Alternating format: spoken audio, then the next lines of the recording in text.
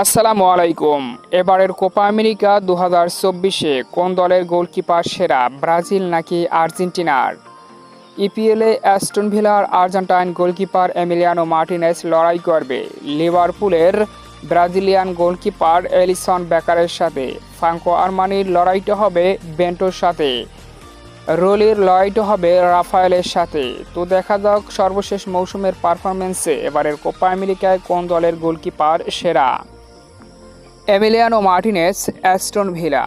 Overall এই মৌসুমে Aston ভিলার হয়ে 47টি ম্যাচে মাঠে নেমে 15টি ক্লিনশিট রেখেছেন 4170 মিনিট মাঠে থেকে এমিলিয়ানো মার্টিনেজ।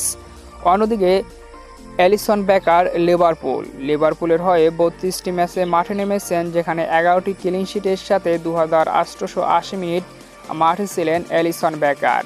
শুধু এলিসন বেকারকে পিছনে ফেলেই নয়, বরং ইপিএলে এই মৌসুমের সেরা গোলকিপার হয়েছেন এমিলিয়ানো মার্টিনেজ। তাই বোঝাই যাচ্ছে এই পরিসংখ্যানে এমিলিয়ানো মার্টিনেজই এগিয়ে রয়েছে এলিসন বেকারের থেকে। ফ্রাঙ্কো আরমানি ভার্সেস বেন্টো, যেখানে ফ্রাঙ্কো আরমানি রিভার প্লেটের হয়ে চলমান মৌসুমে 24 ম্যাচে 11টি ক্লিনশিট রেখেছেন 2160 মিনিটে। অসাধারণ পারফরমেন্স করে যাচ্ছেন রিভার প্লেটের জার্সিতে ফ্রাঙ্কো আরমানি।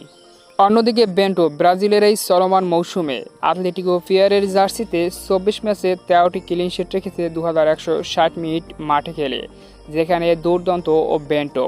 তাই ফ্রাঙ্কো আরমানি এবং বেন্টোর মধ্যে তরুণ বেন্টোকে আমি এগিয়ে রাখবো। রোলি ভার্সেস রাফায়েল। আয়াক্সের জার্সিতে 23-24 সিজনে মাত্র 8টি ম্যাচে মাঠে নেমেছিল রোলি। পুরো সিজনটাই তিনি ইনজুরিতে ছিলেন, আর সেই 8 ম্যাচে 3টি ক্লিনশিট রেখেছেন। অন্যদিকে ব্রাজিলিয়ান গোলকিপার রাফায়েল চলমান এই 24 সিজনে 23 ম্যাচে 6টি ক্লিনশিট রেখেছেন। তাই রুলি রাফায়েলের ভিতরে অভিজ্ঞ হিসাবে আমি রুলিকে এগিয়ে রাখবো। তো সম্মানিত ভিউয়ার্স বন্ধুরা, পারফরমেন্সের আলোতে এবারের কোপা আমেরিকায় কোন দলের গোলকিপার সেরা, অবশ্যই কমেন্ট করে আপনার মতামত জানিয়ে দিন আমাদের কমেন্ট বক্সে।